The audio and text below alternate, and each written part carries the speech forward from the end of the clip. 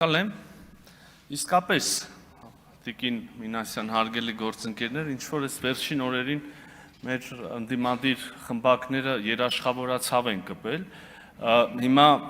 որ մի քիչ փորձենք հիշենք, շատ վաղ անցյալի մասին չեմ խոսում, դրանից երևի 2 շաբաթ առաջ և այդպես մի 2, 3, 4 տարի շարունակ ընդհանրապես խաղաղությունը չէին ընդունում, չէ,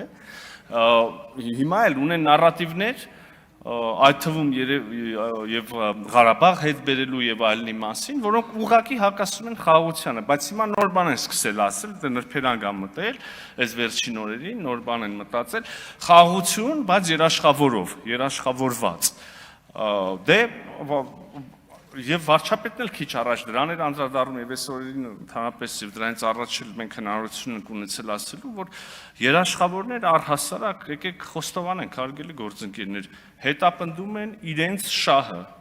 սառը հաշվարկների աշխարհում, միջազգային հարաբերություններում ոչ մեկի սիրուն աչքերի համար չի գնում, երաշխավորություն չի անում